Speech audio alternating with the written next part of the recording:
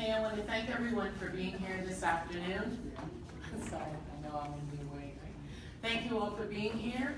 I just wanted to let you all have an opportunity to speak with us about what we have found.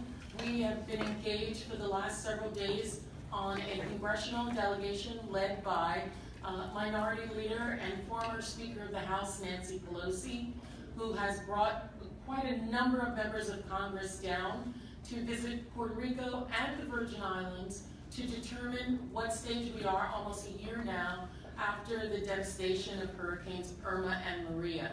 We've had really great talks with community people.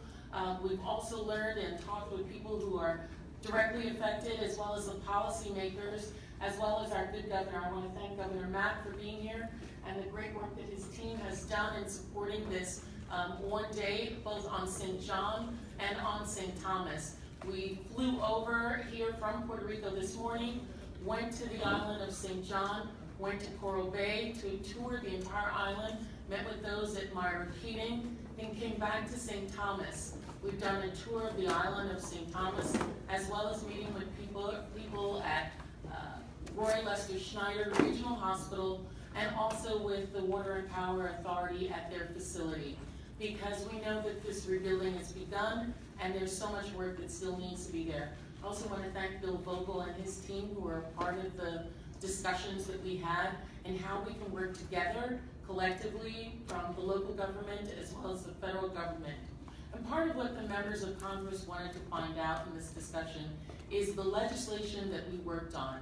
These members of Congress, particularly Leader Pelosi, my good friend Nydia Velasquez of New York, but who is a native of Puerto Rico, and so many of the members you saw here, really wanted to ensure that the islands of Puerto Rico and the Virgin Islands of the United States had the money they needed, not just to recover, not just to rebuild, but to be better than before.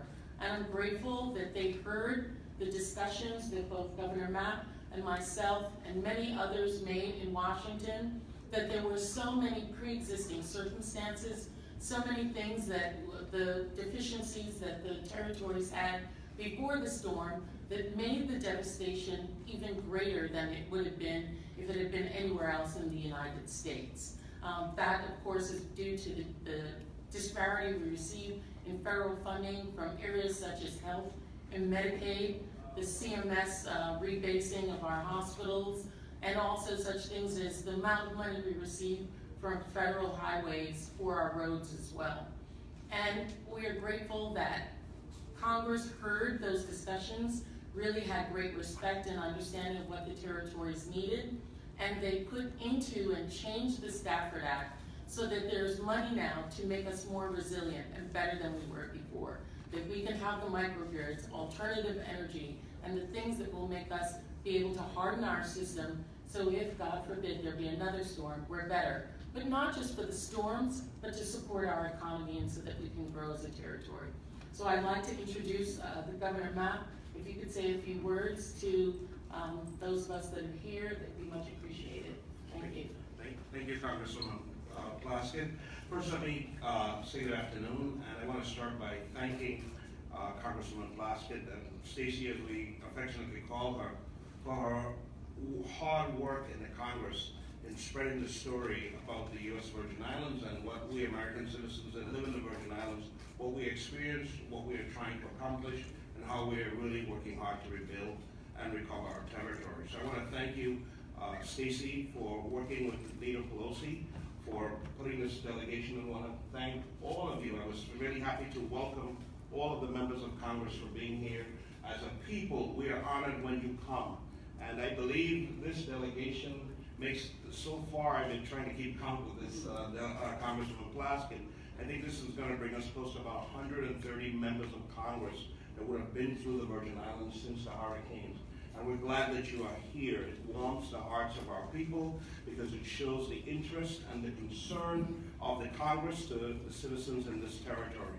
Your support that you provided for us by your vote on February 9th and your change in the statute that helps the Virgin Islands rebuild more strong, more resilient, we want to say thank you.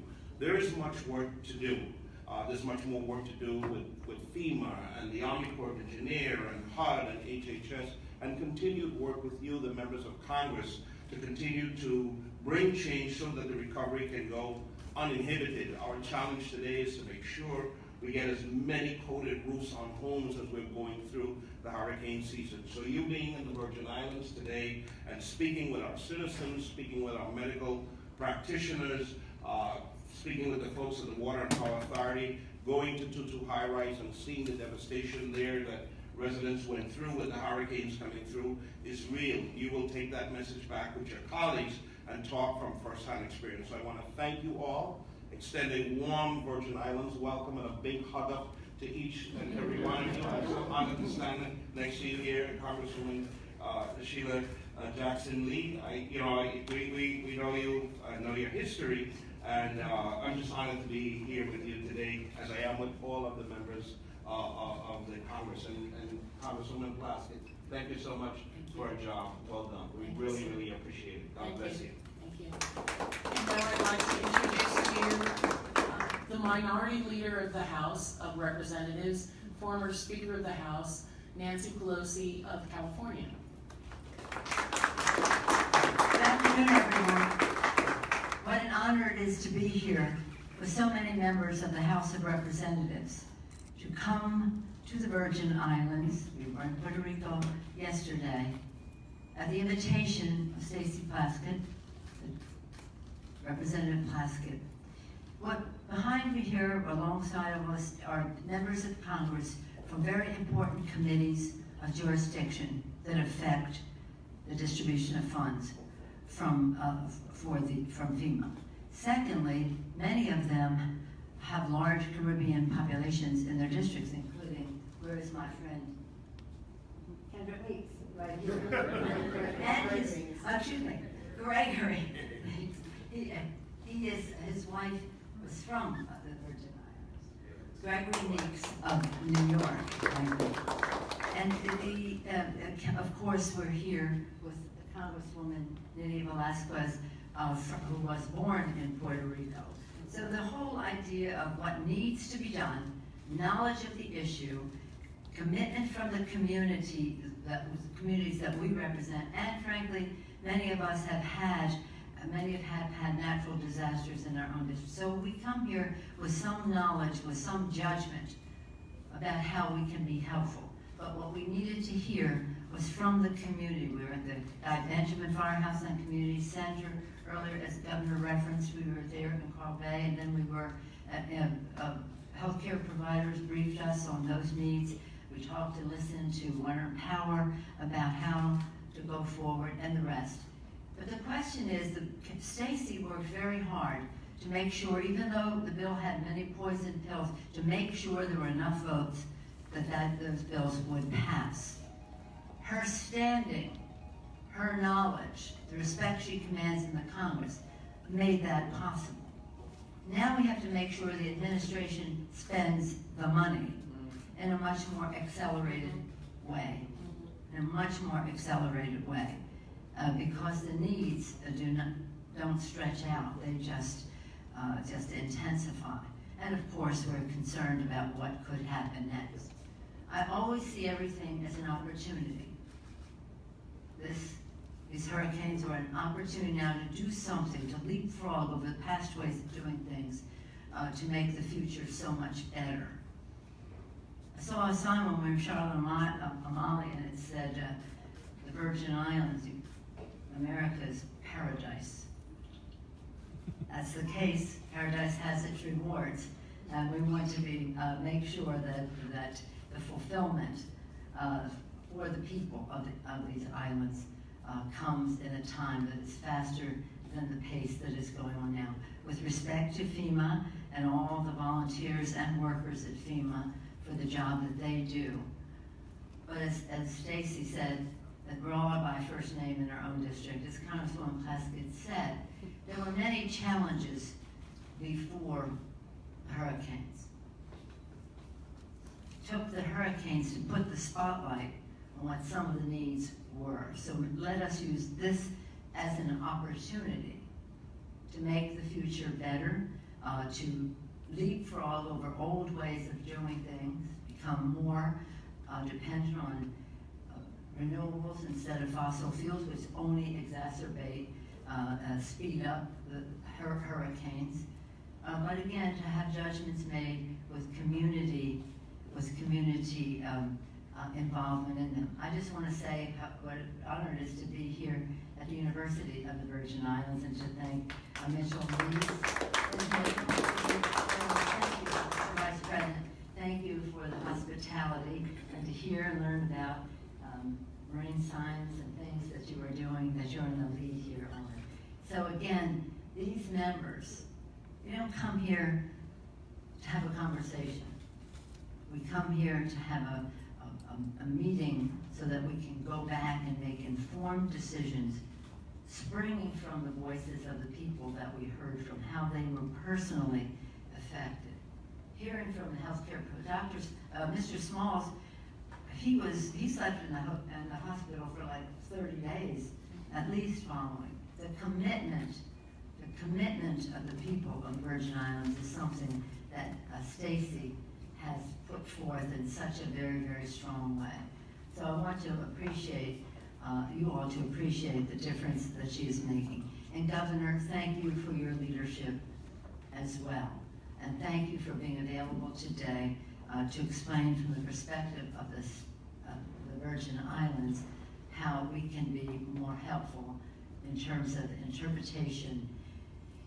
This is how it goes. Congress passes a bill with all of the aspirations and enthusiasm. And then the implementation goes to the executive branch.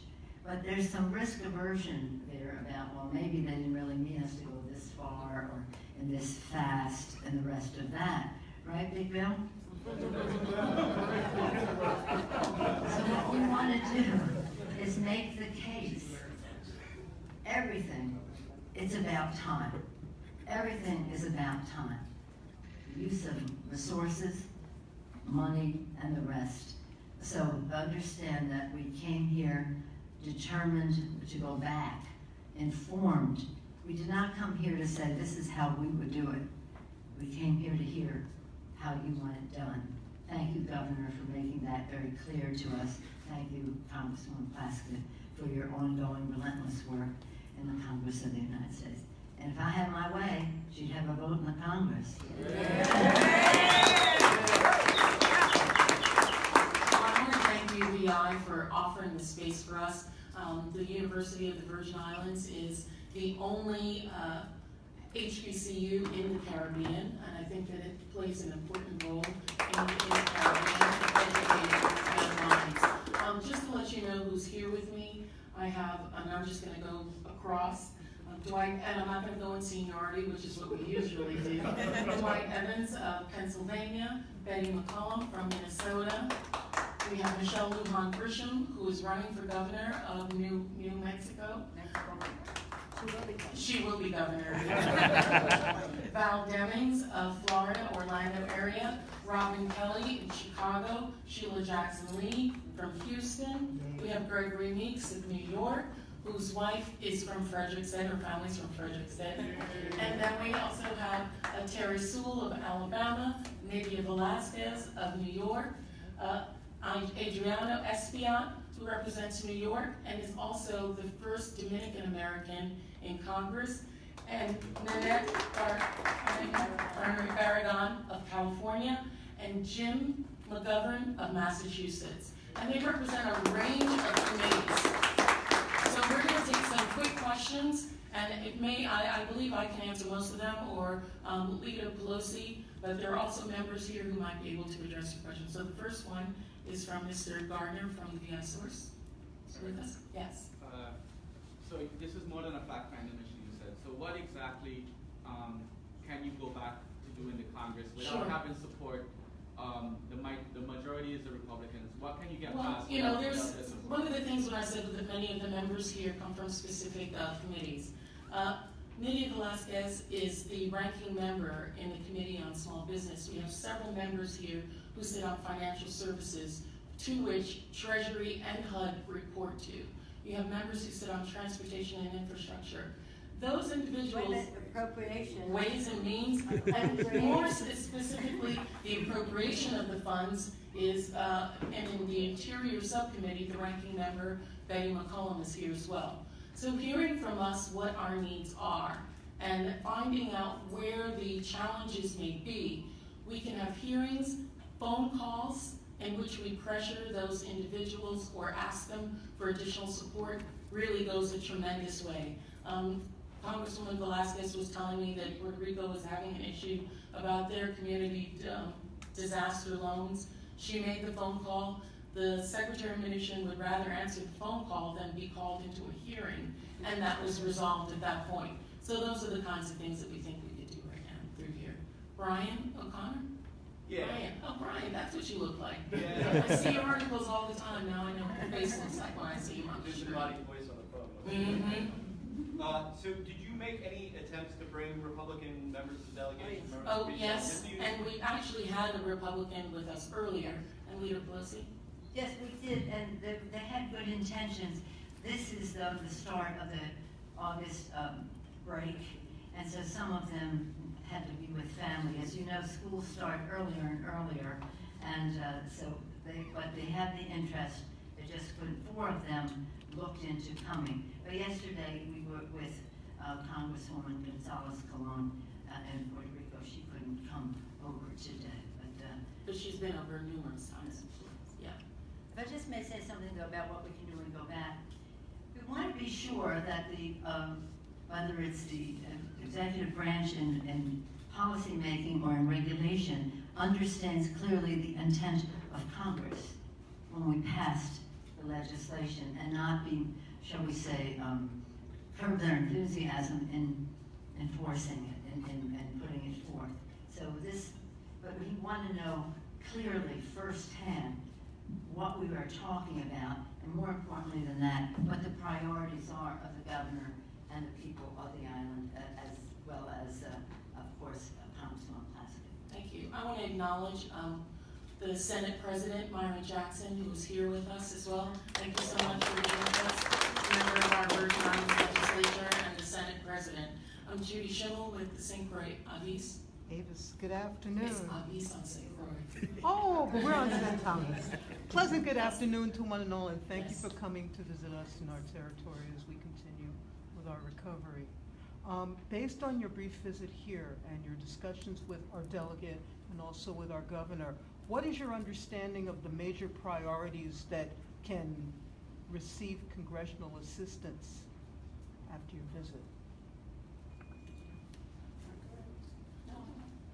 Well, one of the things, we just came from some public housing that we would like HUD to take down to get the ball rolling. Sure, and another one is related to the health issues that we have here. We had a discussion with them. The members are really concerned about the rebasing, the reimbursement rate at which our hospital is receiving funds, as well as the Medicaid cliff that we're going to experience in 2 years. As you know, Congress gave us relief prior to the storms.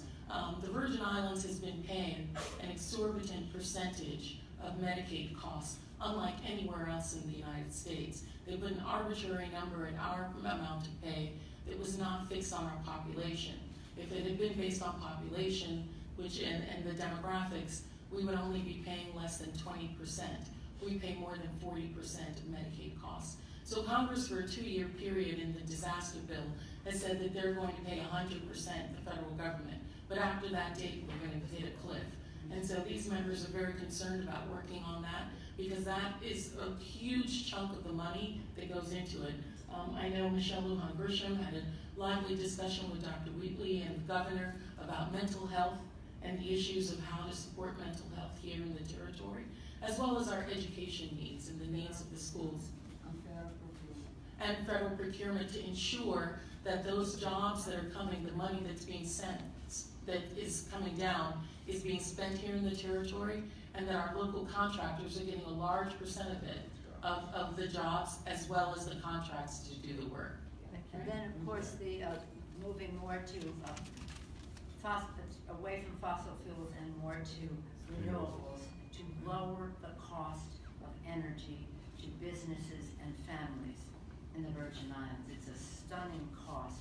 It hurts entrepreneurs family budget, and we want to reduce that cost. But I just may say, when I said Kendrick was a congressman from Florida, and he said, every time you wanted to talk about Greg Meeks, talk about me, because Greg Meeks has such a big reputation. Kelly Meyer from CBS. Good afternoon, nice to see you all here instead of the HBC Studio A, so it's nice to see you all here. Kelly has moved from DC where she was reporting to the Virgin Islands. I think she got that correct. So it's nice to see you all here. Curious your thoughts as I see this, being here for a month as well for the first time. A lot of you are seeing this for the first time. Curious your thoughts of what you're taking in from this visit, and as well as, again, just how you're going to expedite this process with, dealing with the majority out of the administration. And this could go for this last one. Do you want to speak to that, maybe? Well, so I went to Puerto Rico 2 days after Hurricane Maria hit the island, and in between I've been quite a few more times, and now yesterday. I can tell you that a year later, almost a year later, 9 months into this painful experience, what it tells me is how ill-prepared the response from the administration was. And look, this is not that I want to criticize, but we need, as Americans, a natural disaster is not a Republican or a Democratic issue. As a nation, because climate change is here, we need to be ready and prepared to help those victims become whole. That is really a statement that the basis of that statement was made by, let's see, July 12th, I think it was, a report put out by FEMA that they said that they were seriously underfunded, that supplies just weren't there, and that it was a bigger challenge. And that's really not the way it's supposed to be. And God bless them for having the honesty to put that out. Not that it was their fault that they were underfunded, but that they recognized that, that report of July 12th that the director of FEMA put out. So I refer that to you because this was at a severe disadvantage. But let me make the further point that because of some of the issues that the governor mentioned, thank you, Governor, and Congresswoman Plaskett mentioned about situations that existed before. And because FEMA is saying, we just simply were not ready. And I wish you would read the report on the report, it's a long report. There's all the more reason to accelerate the pace of remedying some of these situations. And that's the opportunity is there. And so when Big Bill says to us, I know that Congress intended this, but it isn't being implemented as fast as I would like. Is that an accurate characterization? That's exactly right. Then we want to make sure that we expedite all of that and then take a longer view of some of the things that we've learned from people here. But it's 60 pages because our appropriator read the report.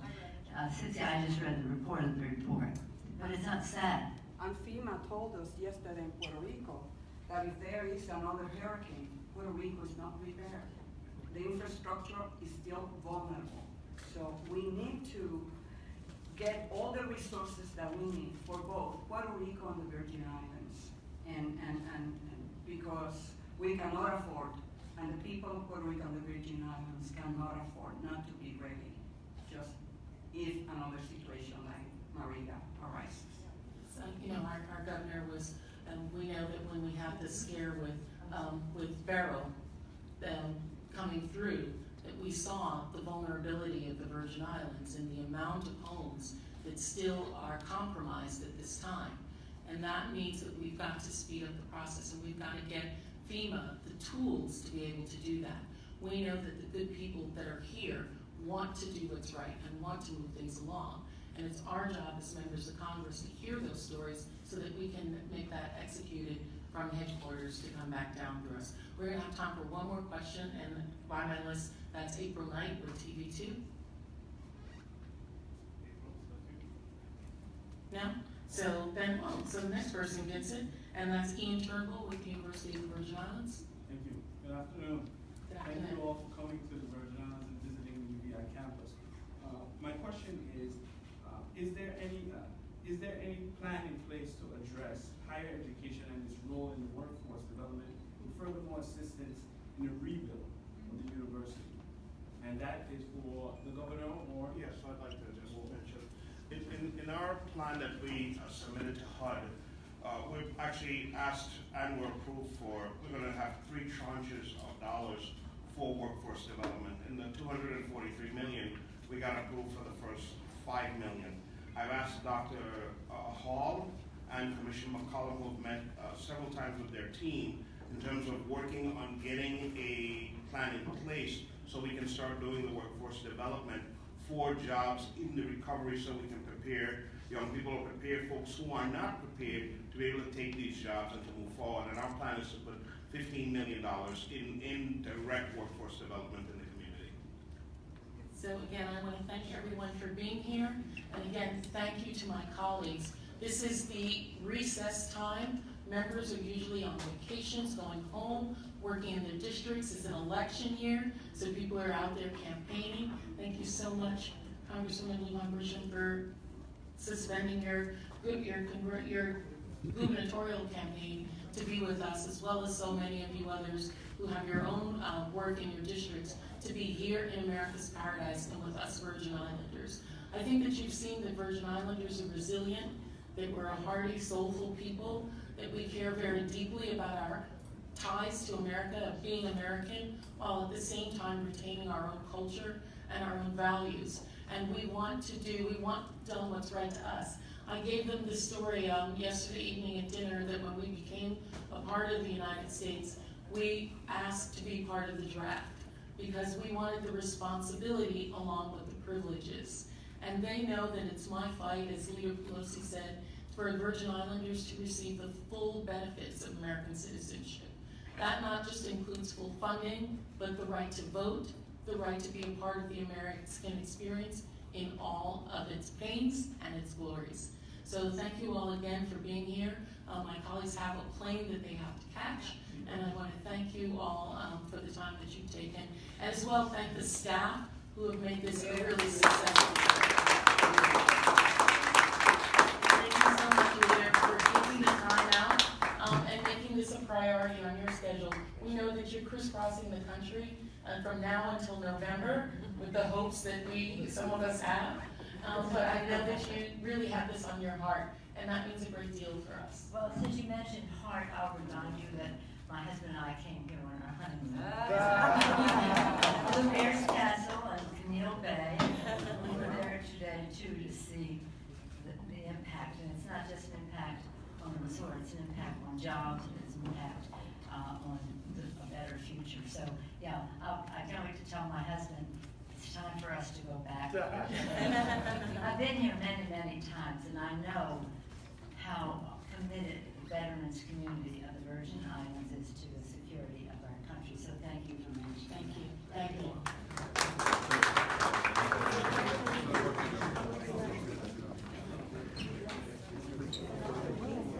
So my arms are tired.